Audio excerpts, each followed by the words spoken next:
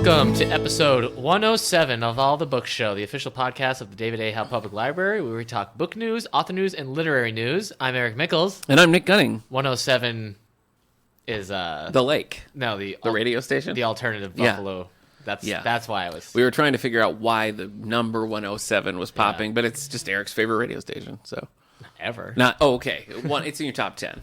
It's pretty good, yeah. Okay. All right. Well, I wish it played. Needless plug. I wish it played old alternative as well. I wish I got some like 90s alternative in there as well. Okay. So, all right. Well, that's all. Good to know. A little window into you. yeah. And speaking of windows into Eric, we're going to be talking about the best books we read this past summer. So it's going to be a window into your reading history. My reading, yeah. And me as well. Yeah. We're each going to be windows for this episode, I think. Yeah. We're going to talk about... And 106 episodes prior. That's true. You could say. You can go back. We're going to talk about the books that stood out to us that we read over the summer. Not necessarily books that were published over the summer, just things we discovered this summer. Yeah. I discovered some interesting things about myself looking back at my reading history. Yeah. Mostly just that I've been on a bad patch of reading. You've been unhappy for a long time. I haven't man. read a lot of things that I've liked, so we'll get into that a little later. Yeah. In the meantime, let's open up our old bookmarks and see what we've been reading recently. Hold on. What about you, I've Eric? only got one Goodreads page open. Yeah. Da-da-da. I know, it's been a slow time. It's been a slow. That's for sure. Is this podcast after we saw Terminator 2? I don't know. Did we saw Terminator 2 Tuesday? Yeah, we did. Jeez, hey, Nick and I went to go see Terminator 2 in 3D, in theaters, in IMAX. Yep. And it was pretty good because Nick's never seen Terminator 2 before. So yeah, it was a lot of fun. But prior to that, we went to a restaurant that will remain nameless. Ugh. And it was one of the most awkward experiences. It was just a weird, unpleasant experience. The first thing, I mean, we walk in, and they don't even know, like, it says, please wait to be seated. Yeah. But, like, he comes up, and he's like, are you here, or you're gonna take it to go? It was really like, confusing. No, it was just two people coming to get some dinner. Yeah. We got sat in a booth that was probably the size for, like, 8 people on each side. He's like, just go ahead, have a sleep. Yeah. And... so I did. I had a sleep. He had a sleep. Yeah, it was confusing. But Terminator 2 was good. Yeah. Have you read any of the spin-off fiction from any of the Terminator things? There's a lot of graphic novels and crossovers and regular novels. I've been told the Terminator 2 novelization is pretty darn good. I love a good novelization. Yeah. So, So I should get it for you. You know how I feel. I guess now I've seen all of the Terminator movies, plus Terminator 2 3D live in Orlando, Florida. So Yeah. Plus the Sarah Connor Chronicles. I saw some of the Sarah. I didn't finish it, but I watched some. But anyway. All right. That's it for Terminator talk. What have you been reading? Right. We're back Anything to what good? I've been reading. Anything good you want to tell us about? Let's see. What did I talk about? I don't know. Okay, so I talked about Superior last. So I read a whole bunch of graphic novels. Sorry, everybody. That's all right. Especially I those read a of lot you of that graphic hate novels graphic too. novels. Yeah. Can I tell you this? This is me ranting. I had a kid come in to the library. Oh. And he checked out some graphic novels. Great. Or he was checking some out, and his mom was there, and he's like, "Yeah, I'm checking out these and these." He's like, "You probably think they're silly to check out." She's like, "Yeah, you should check out real books." And I'm just like, why don't you shut up and let your kid read what he wants to read? I think what you mean is you should have expressed that graphic novels are another form. Yes. Another form of literature. Yeah. And unfortunately, a great way into more reading. Yeah. And if that's where he's at right now, if that's where he's starting, it's a great launch off point. Or graphic novels are good on their own. You know what? I'm calling off the execution. Yeah, I think you should. We're releasing her back into the public. And yeah. No, it's just whenever a parent says that about, like, to their kid who's reading, even if it's just like a Pokemon graphic novel, like, okay, it's this or nothing at this point. So, Yeah, well, it's important. It's important to reach people where they are, in hopes that will be rewarding for them and they'll grow and continue on. Like, for me, like, I hated history class in school because it was always just American history. And I felt like we had been learning that since, like, preschool. It was just the same thing. And then I started playing this game, Age of Empires, back in, like, 98 or something. And it was, like, all history. It was Rome, Greece, and all this. And then when I got into 6th grade and we changed history to ancient history, like, I was full on board. I'm like, oh, like in my Age of Empires game. Nice. And so, like, that helped me want to read more about history. Oh, yeah. Which is then carried on. So, like... But if somebody had been, if I had a parent who didn't want me playing video games so much, theoretically, I might not have been into history at all. Yeah. Maybe I would have. Who knows? Yeah. You can't tell. I might have learned my alphabet without Sesame Street. Yeah. I don't know what I'm ranting about anymore. No, it's raining. I mean, it's a last night's storm. It's a good public service message that you shouldn't discourage reading. Yeah, at any level. Yeah. All right. I keep going down to what we're going to talk about, but I just want to talk about what I've read. Planetary. I've read the first volume of Planetary by Warren Ellis. Oh, I read that. I normally really, really like Warren Ellis' stuff because he's pretty far out, but he's also decipherable. Mm-hmm. So he's kind of got like Grant Morrison ideas, but he can tell it in an intelligent manner. Right. You know, and but Planetary, it's like Secret History of the World, but it's very episodic. Each issue is like a different thing, and it just doesn't. There's no real like compelling arc, and it's a lot of telling. I don't like it either. So you're preaching to the choir. It's a lot of telling, not showing. Yeah, it's like this happened and this happened. It's like, well, this could have just been in like a sci-fi magazine. Mm-hmm. I read Irredeemable Volume 8. Okay, I think I only have 2 more volumes left. Getting to the end. Yeah, I finished Fables by Bill Willingham. You've been reading that series for a long time. Yeah, since I think 2006. Wow. So end of an era. Yeah, finally finished it. Did not end strong. Wow. But the thing is, so much has happened since it started. Like, so many other big things have gone on, and there have been so that it's hard to think of like, well, what else could he do? Right. It kind of builds up to something, and then he subverts where you think it's going to go, which is fine. It's just for the ending, I guess it seems like everybody's just like, well, we're done. Let's just go our own ways now. Okay. So, I read Saga Volume 7, which is still good, by Brian K. Vaughan. That was up for the Hugo? Yes. Yeah, I think it was. Yeah. So, and I read Justice League versus Suicide Squad by Joshua Williamson. I guess he's writing Suicide Squad right now. Okay. Boy, it was toothless. Yeah. It wasn't good. It didn't make any sense in terms of like the back, because get this, Suicide Squad actually beats the Justice League. What do you know? Yeah. Spoiler alert. I guess we should say. Try to wrap this around your head. Yeah. Wonder Woman versus Harley Quinn. Yeah. Now that's a pretty even match if there ever has been. Oh, sure. And yeah, she wins. Wow. Great. So it's great. It's a stupid comic. Yeah, it sounds like it. It was a waste of time. It's also just like building up for stuff. Unless you really like it. Good news, everyone. We have it here, new in our collection. Yeah. Well, we've got some stupid stuff. I've bought some stuff I don't like. Yeah. You just bought all that Frank Miller Dark Knight Returns. Yes, I did. Yes, I did. So there are plenty of people that will read this and be like, "Oh, it was so cool. He did this and he did this." That's the thing, though. For me, I felt like there wasn't any like he did this and then this guy did this like cool moments. Like I've read a lot of like superheroes versus superheroes or whatever, and there's been like cool moments, and I felt like this was just paint by numbers. Nothing like really. Nobody did anything cool. Yeah, that's disappointing. So I don't know. I'm in the same boat. I mean, I finished Acts of Contrition, which I'd been reading, that Trek book. That was pretty good.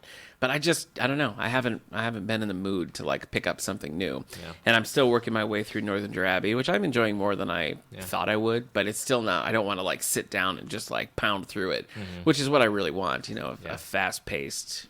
Yeah. Not necessarily like action, just something that's really gripping and takes me through it. And I've just been kind of in a drought lately, so I too have turned to graphic novels. So I read Red Hood and the Outlaws Volume 7, which is the end of that run, which I thought started as a pretty cool book, and by the end it was just confusing and weird. So, whatever. I finished it. I'm done. I read The Inhumans versus the X-Men. I never read The Inhumans before, and I read that because my wife and I were going to see Inhumans, the new show that's, I guess, part of the Marvel Cinematic Universe, that's going to be on ABC. It's remnants from the previous, like, I don't know if it's, I think it's the Disney guy who was, like, in charge of Marvel-ish, kind of, and, like, he's no longer doing it anymore. Kevin Feige's now, like, in full control of that stuff, but it was, like, because it was supposed to be a movie. Yeah. Vin Diesel was going to be in it. Yeah. And now they're like... So is the movie officially scrapped? I think so. Okay. So this is premiering on ABC at the end of this month, and they took the first 2 episodes and sort of cut them like basically a pilot movie. Yeah. And filmed them in IMAX, put them out in IMAX for a limited theatrical release. So that's the latest page-to-screen adaptation I've seen. Reviews were terrible. Yeah. It was kind of bad. Yeah. But fun in like a 90s sci-fi kind of a vibe. So... I'll watch the 8 episodes that are going to be out. Okay. You know, I doubt they'll ever have any more than that. Yeah. But I thought there was some interesting things about it, and the plot was pretty good. It was intriguing. It did bomb. Oh, I'm sure. It had like no impression. Actually, the Killing Joke right now, the animated one that came out this year, right? Yeah. The beginning of this year. Yep. It got like 2 nights in theaters, and it has made. And I keep reading all these things about whenever something bombs, like Killing Joke made more than this. Yeah. So, and that's one of them. Wow. So okay, I'll be interested to see what you think when it comes out. I think there's a chance that you enjoy it if you watch it in the right maybe mindset. I've never actually read any. I read one Inhumans comic book. It was like a 12-issue miniseries that was fine for the most part, and then there nothing really else by themselves. Okay. Plus, Marvel's been trying to replace the X-Men because they don't own the movie rights to the X-Men, so they've been trying to use the Inhumans in the comics as that stuff, and that has definitely put me off anything Inhumans. Okay. So all right, they're nothing like that. Shoving them down your throat. Anyway, I wouldn't say picking up Red Hood and the Outlaws would be great for you. But Inhumans versus X-Men, I think would be. You know, it's a quick read. It's action packed. I'll get to it because it's interesting. Eventually my X-Men reading will catch me back up to that. Currently, as I said, I'm going through Northanger Abbey. Yeah. I've also got The Beatles by Hunter Davies on the back burner. I'm sort of just picking that up here and there. Yeah. This is the only official biography that ever came out, like while they were together. He's the only one who had access to them. It's kind of an interesting story. He's written a lot of Beatle books, but this one, he was just a magazine writer. You know, he wrote articles and things. Approached the Beatles management about writing like an official biography, and in the contract they put that like they wouldn't give interviews like that to anyone else for the next like 2 years or something.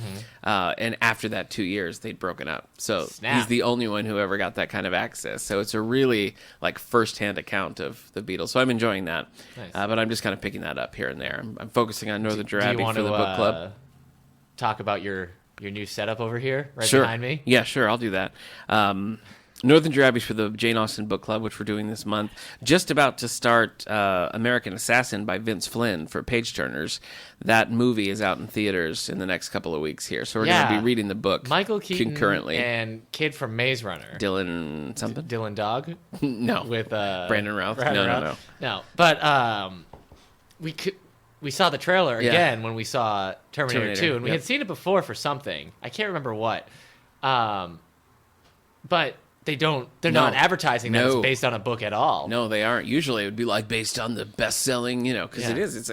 It's a huge series. Yeah. You know, it's the first of the Mitch Rapp books. So Vince Flynn's a pretty popular author here. Yeah. He's since passed on as another author is writing those books. Yeah. But this is the first one written by Vince Flynn. We're going to be reading it for the book club as the movie's coming out. So then we can all go see it. It'll be fun. Yeah. A field trip. We'll take a book club field trip. Yeah. You were asking about my records. I brought a record player to my office and went down to Music Alley and got a great deal on a bunch of like loose coverless Beatle albums. Yeah. Just so I can have them here to play when I feel like it. Yeah. So good times. Yeah. Because I love Music Alley. Yeah. So there's a plug for you. Yeah. That's it for me right now. Got a stack of things I want to get to. We're going to be doing a Lee Child / Jack Reacher spotlight in a couple of weeks. So we'll be prepping for that. Have you started those short stories yet, buddy? Ugh. Get in there.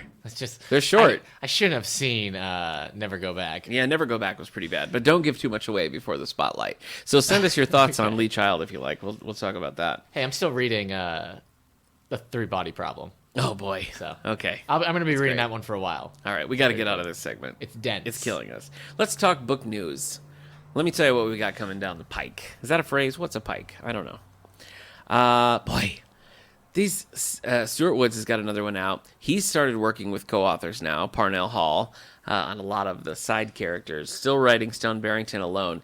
These books are getting smutty. I mean, they've always been a little like sexual, but the titles of these, like, I'm embarrassed to say them now. This one's called Quick and Dirty. Mm-hmm. It's got the worst cover. It's like a photograph of a naked lady with things strategically covered. You know what? I can't even type that. I can't even look for that book. Yeah, the network. I was like, I can't. I don't want this on my work computer history. And there's just like dirty. A dude in like hiking boots. Just I assume painting a portrait of her. All he's wearing is hiking boots? No, but I mean, it's noteworthy because he's just wearing like a sweater and jeans and hiking boots. So it looks terrible. It looks like a Kindle-only romance novel. But Stone Barrington, back. Book 43. Quick and dirty. Stone Barrington gets entangled in the intricate and rarefied art business in the latest thriller by Thriller? Oh, slow down. Those aren't too thrilling. Number one New York Times bestselling author Stuart Woods is coming to you October 24th, just in time for Halloween. Eric, have you started your Halloween prep? Getting your head in the game? Yeah. Good. All right. Yes, I have. I've got the video games I'm going to be playing. Okay. I've got the music set up for my 5th volume of my Halloween mix. Wow. And he refuses to put any of my suggestions on the mix. Boy, go on. Nick refuses to make his own freaking playlist. Go on. I don't want to fight about this anymore. I'm not fighting. I'm just stating a fact. I guess I haven't picked my books yet. Okay. That's important. The Wolfen? Oh, that's right. The Wolfen was on. You're gonna read The Wolfen? There were some I missed. I didn't read last year. Well, don't forget, you're on the hook for the book club. We're doing Ghost Story by Peter Straub. That's right. Yeah. So that should be good. Yeah. It's supposed to be very scary. So we'll see. We'll see if I'm man enough to handle it. I might try to do a couple more Stephen Kings. I keep picking up his latest, Gwendy's Button Box, and it does not appeal to me. Right. So I keep putting it down. You're going to read The Dollhouse by Joyce Carol Oates? Yeah. No way. All right. No way. What are you going to tell her when she comes back to... I don't know. She's going to ask about it, I'm sure. Coming new from David Baldacci. So Baldacci fans, start lining up now. Number 5 in the Will Roby series, Endgame, is the 5th book in the thrilling Will Roby series by international number 1 best-selling author David Baldacci. London is on red alert. Will Roby, as the U.S. government's most lethal assassin, is called in to foil a terrorist attack on the London Underground. Are you excited? You in? For David Baldacci? You hate that kind of book. Yeah. You don't like action-y type pulpy books. I just... Even though I read books that have action in it, I never really like action in a book. All right. Because it just doesn't do the same thing for me. Hey, no one's forcing you. All right. And finally, in standard print from Barbara Taylor Bradford, we have book 4 in her Cavendon Hall series, Secrets of Cavendon. From the number 1 New York Times bestselling author, a stunning epic novel featuring the characters of the beloved Cavendon series. Not particularly informative. And finally, in large print, catching up here, we're getting Tess Gerritsen's Rizzoli and Isles, I Know a Secret, book 12 in the Rizzoli and Isles series. The standard print of this came out earlier in the summer, and now we're getting a large print copy for all you large print aficionados. So that's what I got. What's on the New York Times bestsellers list? Well, for the young adult hardcover fiction list, it is the same as last episode. Cool. So that one hasn't changed. But we're about to get into a lot of the big releases. Because they save like all the young adult books for the semesters. So the next 2 months are going to have a lot of releases, and then it'll happen again like in January and February. So number 10 on the adult hardcover fiction list, you have Exposed by Lisa Scott-Aline. All right. Yeah. Right. This is Bernie Rossetto and Denuzio. They find themselves on opposite sides of a lawsuit. Look out. Threatening their friendship and Look their law out. firm. We've talked about this. We think we could survive being on the opposite sides of a lawsuit. Yeah. Okay. Yep. Who's suing who in this lawsuit, I guess? Either way, man. Yeah, I think we could work it out, so probably you suing me. Well, try to see it my way. Okay. We can work it out. Number 9. Only time will tell if I'm right or I'm wrong. Yeah. Number 9. Sulphur Springs by William Kent Kruger. I bet that smells. Sulphur Springs? Yeah.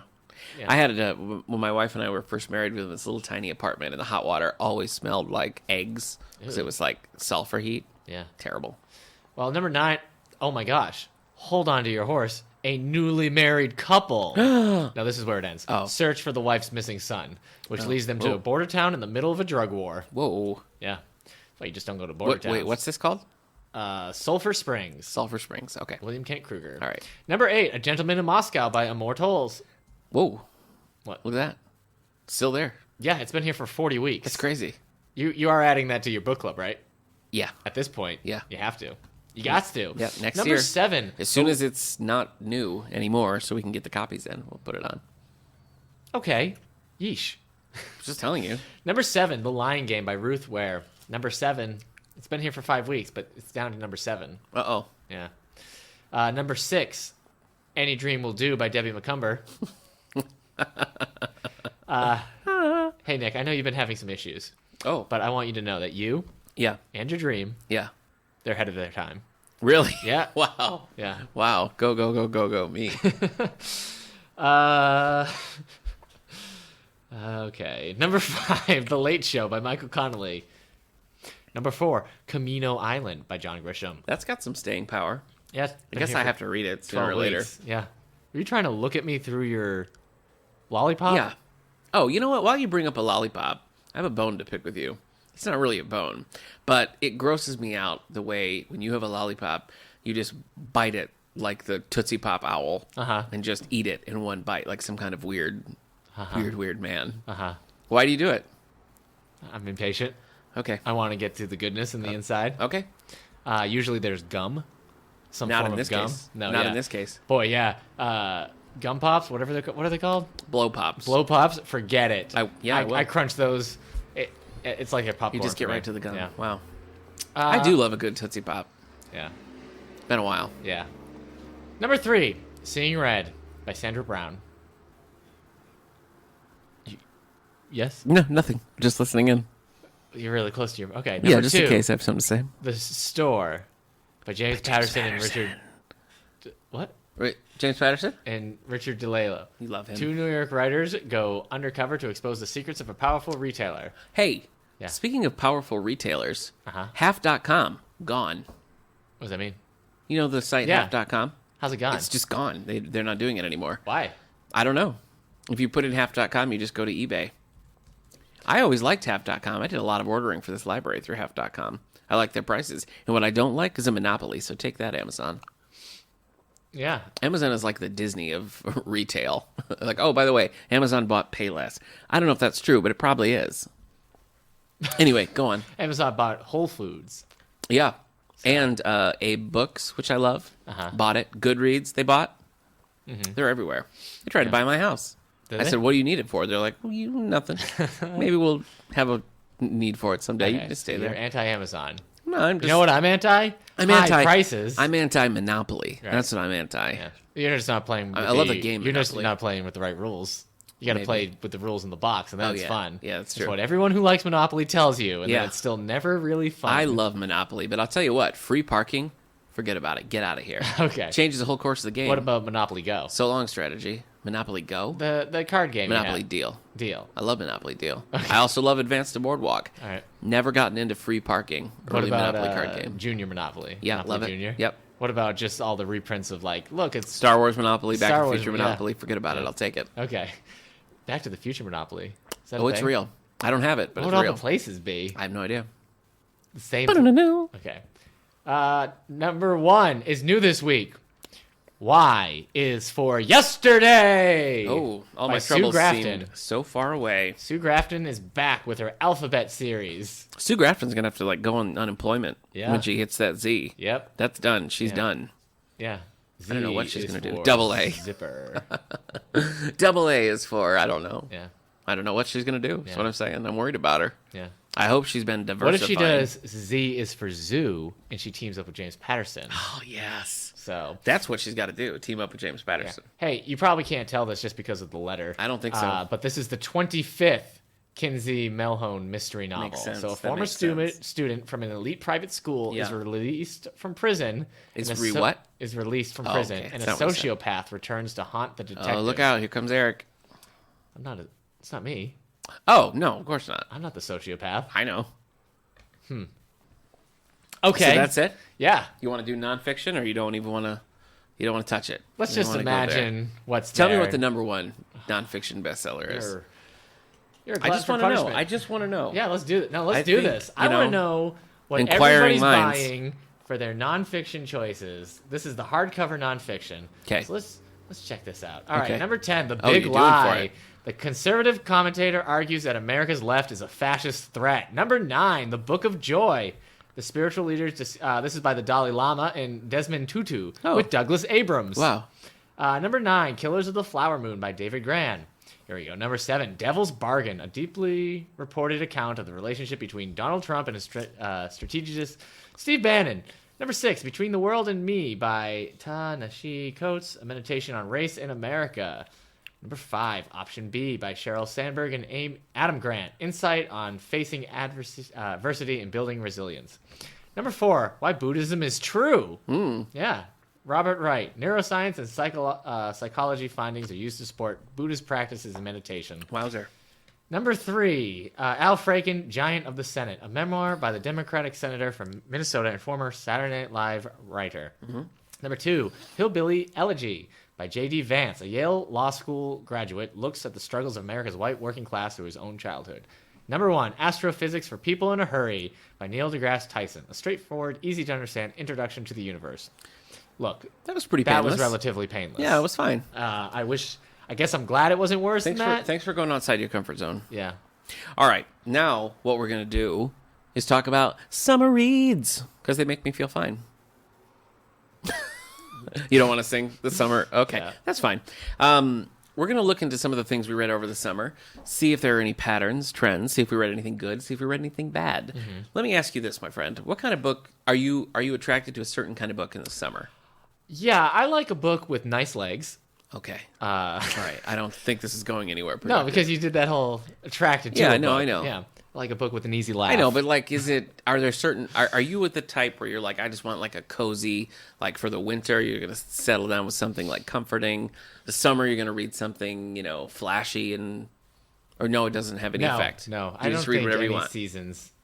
Outside of Halloween, I don't think any season really has too much of an effect on me. I guess if like the book I read, The Terror, where it took place in Antarctica and it was super cold and everything. I guess I wouldn't read that during the summer. Because everyone's like, oh, it makes you feel free. Don't read this in the winter, but when you're bundled up. So I was like, all right, well, I can't read that in the summer. Yeah. But yeah, there's no like, oh, what's this summer going to be about? Okay. Maybe I read some nonfiction in the summer. Okay. Because I guess I read the Tyrannosaur Chronicles this summer. Yes, you did. So. Yes, you did. Does it affect you?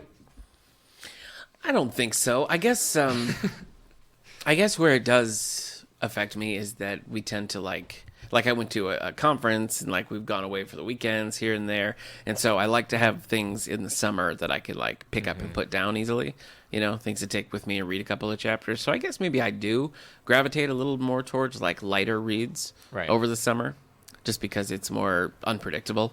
Right. And work's so much busier. Like here, we just have a lot of stuff going on. So evenings and things are taken up. Yeah. But that's about it. I mean, I do like a good seasonal read. I try to read Halloween books. My feelings on Christmas books. Yeah. Which I've read them all at this point. So I don't know what I'm going to do. Yeah. I'm going to start reading Kwanzaa books, Hanukkah books, Festivus books if they have them. Thanksgiving. You get really into Thanksgiving books. Yeah. I try to sneak one in the book club that's Thanksgiving themed around that time, but doesn't always work. All right. Well, as I spoiled in the beginning here, I was looking back at the things that I've read over the summer, and I've been on a bad time. I've been on a cold streak, man. Yeah, I'm with you, man. I don't think I read anything that I would put like above a 3-star. Yeah, I can tell you some of the worst books I read this summer. Ooh, that would be fun. The Fifth Season by N.K. Jemisin. Me, Earl, and the Dying Girl by Jesse Andrews. Hey, that's on my worst stuff. Woman in Cabin 10 by Ruth Ware. That's harmless to me. And I read A Case for Conscience by James Blish, and that was not that. Right, I remember when you were stuck in that. Yeah. Yeah, I read a lot of sort of middling books, like Where'd You Go, Bernadette, and The Abundance of Catherines, for example, which, I was fine with. They just didn't really do anything for me. Yeah. And then I read that Flamingo Road book. Oh, wait, I forgot to include Hunted, which is a James Patterson book shot. Yeah, we did the James Patterson spotlight over the summer, so I got a couple of low-ranking James Pattersons on here. And then other things, like the David Baldacci Split Second. I was expecting to kind of like that. Yeah. But no, I did not like that. Yeah. I know what some people, including that mom that we talked about at the very beginning. Yeah, you were too harsh on that mom, by the way. Didn't you read a bunch of your dumb comic books? Listen, I read a bunch of comic books, and you're right. A lot of them were dumb. Yeah. It was not great. I read a lot of bad Justice League comics, man. You're preaching to the choir. All right, let me pull out a few things. Do you have any that you actually like genuinely good reads over the summer? Oh, I see what you did there. Yeah, I've got some. Okay, yeah. Okay, well, give me one. I read the Tyrannosaur Chronicles during the summer. Yes. You remember that? I do, and as I recall, you had mixed feelings about it. Well, I just don't know who you're supposed to. Right. But I still enjoyed reading it. But it worked for you. I enjoyed it talked about the prey that the T-Rex would hunt. Like it looked at all the herbivores that would be around the same time as the Tyrannosaurs, and went through like, would it eat this? Would it eat that? Yeah, and that stuff's great. And it talked about its growth cycle and all this other stuff about it, whether it could be warm and cold-blooded. Can you even wrap your head around that? That's crazy to me. No, I can't. That his feathers might have been those smaller feathers that are more fur-like. Okay. If you know what I'm talking about. Yeah. So that was fun. That was a good time. So who would you recommend that to then? People who already have a decent knowledge of dinosaurs? It's rough because, like I said, people who have feathers. This isn't something somebody's like, oh, I know of dinosaurs, and then pick, because then they'll be like, I don't. This is just. But then if you know a lot about dinosaurs, it's just sharing theories and stuff that you've heard a million times. Right. So yeah, I guess you'd have to find that middle ground person. Maybe somebody who I don't know, knows a little about dinosaurs, but has never actually checked out theories or. You don't have any time for people like that. Hey, good news, everyone. Yeah. Dinosaur Lords, the book that Eric didn't like, which we've discovered is super popular. Yeah. Book 2, Dinosaur Knights. Yeah. Came in today. And book 3's on its way. Book 3's on its way. Which one's that? I think it's like Dinosaur Princess. Dinosaur Princess. I think it is. Yeah. Which is pretty silly. Yeah. I guess it's in my wife's benefit. I never actually met a dinosaur princess. Probably true. Yeah. So I would be living a different life. That's your tippity top. Dinosaur Princess? No, Dinosaur Rumpus. Whatever Dinosaur Rumpus. The Tyrannosaur Chronicles. That's it. Yes. That's your best book of the summer? Oh boy. It was a rough summer. I know. I should have look, man. I think I kept trying to read. Well, Woman in Cabin 10 was for a book club. Yeah. Me Around the Dying Girl was a book club. Yep. N.K. Jemisin's 5th season was for the Hugos. Your self-imposed book club. Yeah, I think I just read a lot of stuff I had to read. And I didn't I should have read more stuff I wanted to read during the summer. But I read Exit West by Mohsin. No, it's Mohsin? Whatever. Mohsin Hamid. And that was really We can figure it out. That was pretty good. Again, I had said this when we talked about it on the show. The second half of it loses direction, a lot of its impact. Right? Yeah, loses its direction. But when you think about it, I think that's also akin to just how that would probably feel. Like they become refugees and they go off and they don't have any more direction as characters. They don't know where to go, what to do. Dealing with other problems besides than what they were dealing back home. And so the book loses direction, but I think that's also because that's what happens in that situation. Okay, well, I'm here, but now what?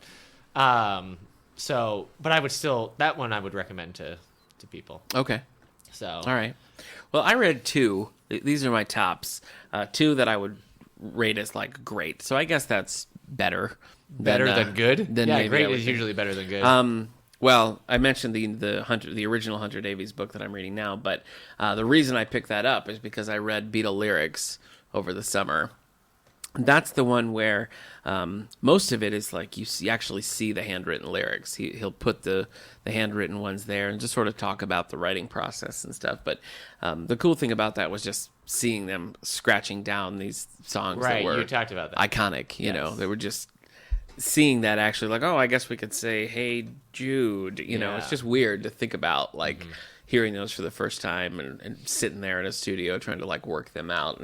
And so having the actual handwritten lyrics in front of you like that makes it a lot more dynamic and real. So that was super cool. Obviously you got to be a big Beatles fan to get into that because it really doesn't talk about rock or the era. It's really just I know what you're talking Beatle about though, with focused. the lyrics thing, because when I went to the Rock and Roll Hall of Fame, they have sections where it's just the lyrics on the paper, and it's just you just go through them oh, this is what they were just writing it on. You see how sloppy it is a lot of times, or how messy, and it is just kind of otherworldly to be wait, those are the words I sing every day. Right, and before that pen went on that paper, those were not a thing. He just was oh, hey, where's a notebook? I guess I'll write these in crayon. Yep. So what if we were rocking in the free world? Right. Hey, what if we kept rocking in the free world? Genius. Yeah. So that was a 5-star. If you're a Beatles fan, go check it out. We don't have it here. Yeah. But if you want it, I'll get it for you. Okay. The second one was Charlotte's Web. So another kind of off-the-wall choice. Evie White. We picked this up. We were going on a road trip Why did you read this? Were we doing? No, I picked it up because we were going on a road trip, and so I got the audiobook because I thought it was one that my son could listen to, but that my wife and I would also enjoy. And then we just ended up really loving it. Like it's just, it feels. Had you never seen the movie? I've seen the movie. Oh, okay. Yeah, but just the dialogue and the phrasing and everything, it feels so modern. It feels like something that just, this clever thing that somebody just came up with. Charlotte was ahead of her time. Yeah, as a definitely. But the book, very progressive the spider. book very is ahead of its time. I mean, it's like the definition of timeless. If you want a timeless book, read Charlotte's Web. And the funny thing about it too was that we were listening to the audiobook, and I mentioned this at the time, so maybe you'll remember. But the reader was so great, and I was like, I gotta listen to more by this reader. And then I realized it was a recording of E.B. White reading the book in the 70s. So it's like the author himself writing the book. So that was surprising, and it was also surprising because I spent my life thinking E.B. White was a woman. Yeah. So those two things were surprising. But yes, I would highly recommend. How'd your son like that those. book? Actually, he did like it. Nice. And then we had to explain death. Yeah, we showed Charlotte's Web 2 down in the auditorium because we showed Charlotte's Web earlier last year, and so he sort of put together that it was the same characters from the book. He liked that. Nice. Charlotte's Web 2, not very good. Let me just put that out there. What about the live action with? He liked it. Dakota Fanning. Dakota Fanning. I've never seen it. Really? Yep. Me either. Yep. Well, let me look on social media here and see if we got anything to add here. We asked some Facebook users what the best book they read over the summer was, and Kendra here says The Husband's Secret. Leanne Moriarty is an incredible storyteller. Haven't read a book of hers I didn't love. I've only read Big Little Lies, but it was strong. I have a couple others that I plan to read. I haven't read The Husband's Secret yet. So but during I do the same summer, when did you read Big Little Lies? Like March. Oh, okay. So that's not summer read. It seems like you read it closer than that. Yeah, I know. I thought so too. Because when I saw that comment, I thought, oh wait, I read that one. But no, it was earlier. I read it and then I put it on the book club a little later. So we did the book club after I'd already read the book. So it's probably why it seems more recent. So, did you read The Husband's Secret? No, I've only read Big Little Lies. Spoiler: he has scales all over his back. Oh no! Yeah, he used to be a turtle. Now I know. So. Did you read any good graphics over the summer? See, I just said I read a bunch of dumb ones. Yeah, I know. I wonder if there's any good ones. Well, I'll tell you, I was pleasantly surprised by Starfire, Volumes 1 and 2, DC Comics character. I picked those up on my Nook when I was at the ALA conference, and I really liked that. That was just a weird, like, coming off of the Red Hood and the Outlaws sort of thing. A better use of the Starfire character. We don't have these in our collection. I don't see them being super popular. It's kind of a niche thing, but I thought they did really well with the characters, and it sort of felt like it was in continuity enough that you could tell it was like a DC thing, but it also sort of just lives on its own, and it's kind of a tidy arc. It's only 2 volumes, but it feels like it's a whole complete story, which is nice.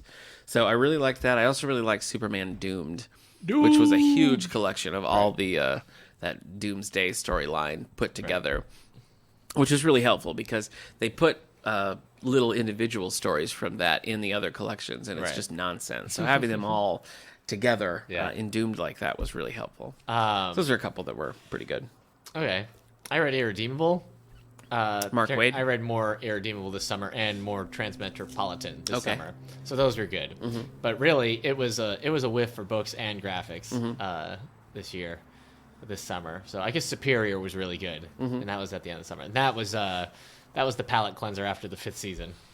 I read our author visit this year. We're having Naomi Shihab Nye come to visit the library on October 27th. She's a Palestinian American author who does poetry stuff for little kids, junior, young adults. She does the whole thing. So I'd been reading a bunch of her things. One that I really liked was called City's Secret. And it's about a little American girl who has a Palestinian grandma. So I think it's very autobiographical, I should say. And she goes to visit her grandma in Palestine and just has this whole unique experience. And that was really good. Okay. And that was probably a little above what we would call like an easy reader, but not quite a J either. So it's just kind of like in that middle zone. I did read it to my son. He seemed to enjoy it. He seemed to understand. She was visiting her grandma and stuff. But I thought that was really simple, but also moving. It's kind of a fish out of water thing, and seeing the grandma and the girl try to connect without speaking the same language. And it was well done. So I was impressed with that. I should have pulled all the other children's books that I read that I liked. But Annie on Facebook says Hillbilly Elegy. Oh, good call, Annie, because that's basically the book of the summer. I mean, that was the big gift of last Christmas. Yeah, too. But I mean, just riding right through. It seemed like. Was it on the list this time, or is it finally off? I can't remember. No, it was number 2. Number 2. Okay, yeah. It's still number 2, and remember we looked up at the end of the year. Amazon did like their best selling of the year, and that was like the big gift. Yeah, well, it's having a huge impact. Emily on Facebook also says The Righteous Mind by Jonathan Haidt. But with an exclamation mark. Oh, she's serious about that. Yes, she that really one's. I'm not really familiar with that one. Are you? No. Well, you. Oh, why good people are divided by politics and religion. Well, yeah, good time to read that one, Emily. Yeah. Well-researched examination of human moral impulses will appeal to liberals and conservatives alike, following the 2016 presidential campaign and election. So that's good. The fact that it's trying to take a balanced look, so there's things for both sides. It might also be a good time to just watch the show Good Times. Oh, yeah. So spin-off of All in the Family. Yeah, things are not going well. Maybe just put on Good Times. On that same topic, a book I mentioned a while back that I read. On the same topic of Good Times? No, but we could talk about All in the Family in a minute if you want.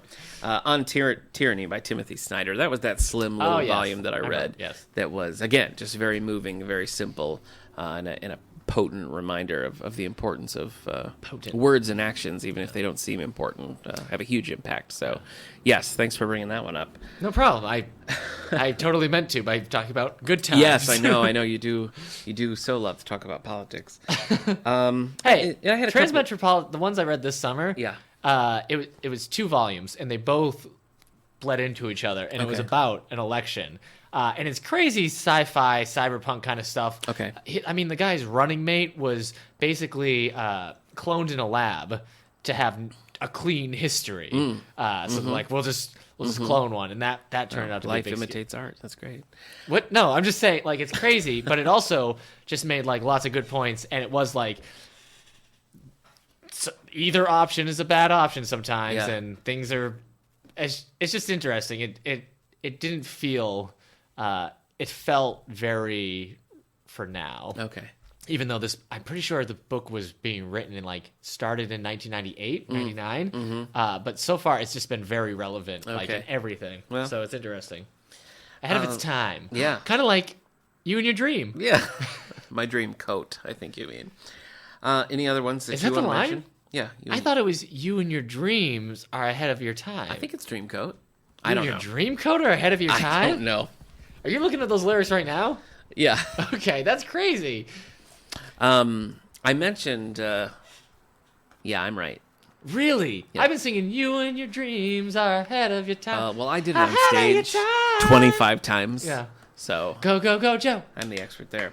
I mentioned Abundance of Catherines by John Greens as one of my middling ones, and I stand by that. But I thought you liked it. I did like it, so that's what I was going to say. I'm glad that I read it. I thought that was a solid 3-star, and I could see it really appealing to like a younger crowd.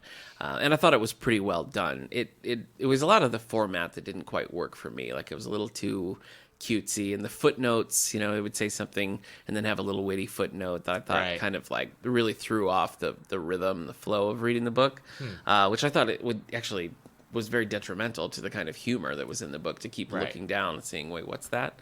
And then it would not be that funny, but I'm glad that I read it because I hadn't read John Green before, so that was a good one to read. All right, how do you feel about this summer of reading compared to last summer of reading? Oh boy, I don't remember. Is yours better? Mine is so much better. I read Masters of Doom. I read Lord of Light.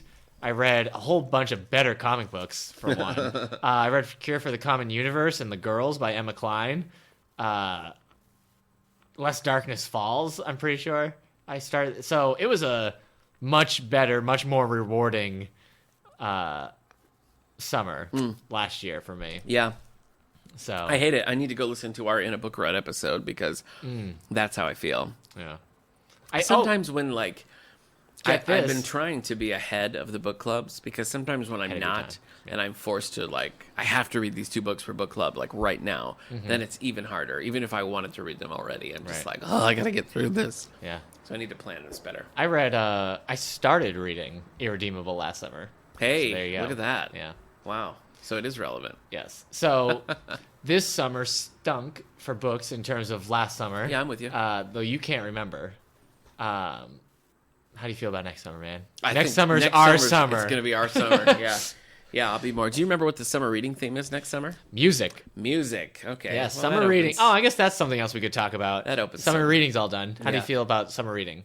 We already did a summer reading recap, but did we? I feel like it was good. The adult program went well, and across the board, it was one of our biggest years, if not our biggest year. How did you feel about the theme? Build a Better World. Because it was actually construction was the theme. Yeah, it was like a construction. And the slogan was building. I know. I found it a little trickier to like make relevant to things I did. I thought at first, this will be easy, but then I was like, actually, it's not. Yeah. So music will be interesting. For next music will also be tricky. Yeah. Luckily, we have a great CD collection. Yeah, we sure do. We sure do. Here we go. Yeah.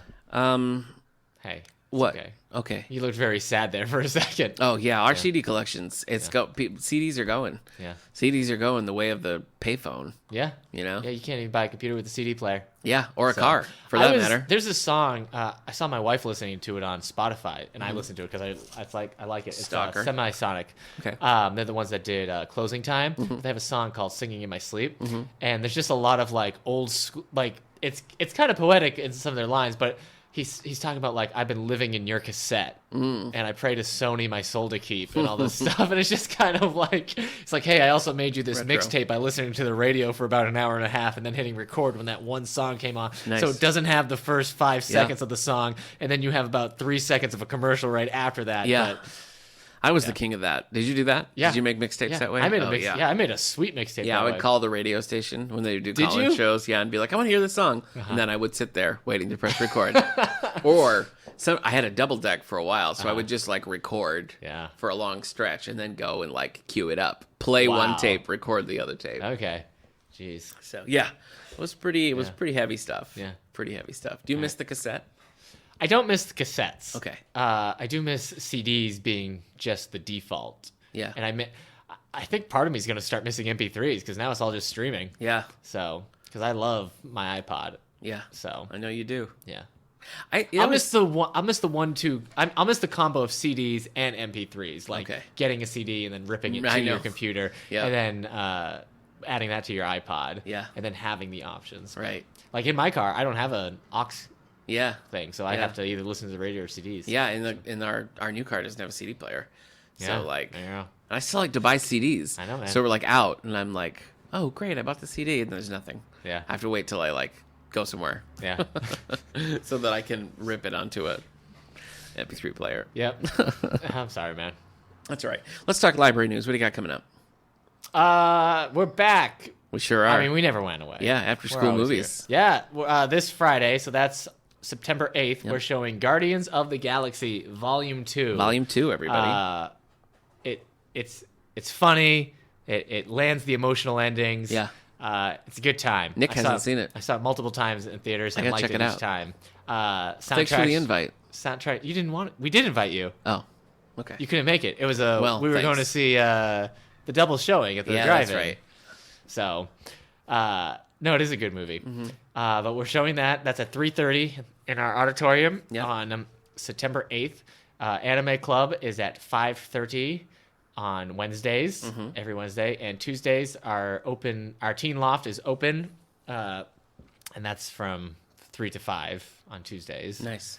But I have to get back in touch with some schools because we'll be starting our after book school clubs. again. Book clubs and things. Yes, and we'll be doing some after school programs. That's too exciting on stuff. We're showing the Smurfs 2 on Monday. Not Monday the 11th. Not the Lost Chapter. No. Lost Village. No. Just Smurfs 2. Smurfs 2. Okay. Smurfs 2, which I haven't seen. With the gray Smurfs or something. Yeah, I think so. Like evil Smurfs. I haven't seen it. Yeah. I love the old school Smurfs. Yeah. And I took my son to see The Lost Village, and that was pretty good. Yeah. The ones with Neil Patrick Harris, not good. No thanks. Yeah. But please come see Smurfs 2 Monday the 11th. Hey, it's fine. We showed Alvin and the Chipmunks 4. Yeah, we did. And that's a horrible film. Nobody wants that. Yeah. People came. Yeah, they did. Because kids don't know what's good. I know. Coming up, sponsored by the Allegheny Arts Association and the Friends of the Library, Valley Theater is doing a Rodgers and Hammerstein night called A Grand Night for Singing. Is that right? Grand Night for Song? Is that the right Grand Night for Singing? I always Grand Night for Music. I confuse this constantly. Are there any songs in there about putting on a show? Yeah. Probably. Okay. Yeah, it is Grand Night for Singing. All right. I always confuse it with the Sondheim one, which is called A Little Night Music, and I never remember which one it comes from. Because I don't know what A Grand Night for Singing, what Rodgers and Hammerstein song that's from, so it doesn't stick out to me. Anyway. It's also a Grand Night for Romance if you're looking for a good date night. That's true. So that's coming up on the 21st, down in the auditorium. Thursday the 21st, 7 o'clock. Of course, it is free. Yeah. Features 37 songs from Rodgers and Hammerstein musicals. And a lot of them are like medleys, but you get at least a sample of 37 unique Rodgers and Hammerstein songs. I'm a big Rodgers and Hammerstein fan, so I'm looking forward to this night. So that's coming up, and then, of course, we got a lot of exciting stuff in October, and we'll talk about that as we get a little closer. Okay. What do you want to talk about next week? I don't know. Next week is 108. That was a radio station that I had back home. Wow. Kiss 108. Whoa. Yeah. Shout out to Kiss 108. Is it still going strong? I think so, but I don't like it so much anymore. When I go home to Michigan and I visit, none of my old radio stations are still there. Oh, really? So it's a pretty sad time. Well, Kiss 108 was always like today's like pop and stuff. All right. Well, speaking of radio stations, you can catch us Wednesday nights at 9 o'clock on the Angelica radio station. So check that out, folks. Yeah, we're one great alternative pick, if you ask me. Yeah, we sure are. So. We sure are. All right, that's it for this weird episode, and we'll see you next week. Weird episode? Because we're just talking about summer reads. Yeah. Fun. Okay. Fun, weird. Okay. Weird, good. All right. All right, we're done. Bye. Was that it? Was that you playing us out? Yeah, we're done. So, are you going to play us out now? Yeah. It's just been so quick. Yep. I need some closure. Yep. So go ahead. All right. Oh, you know what? We got a new comment. I'm going to read it to you right now. Okay. On Facebook user Marcia says, A Man Called Ove. All those books have been very popular. Yes. That's another recommendation. And on that note, see you later. So that's the official closing of the episode.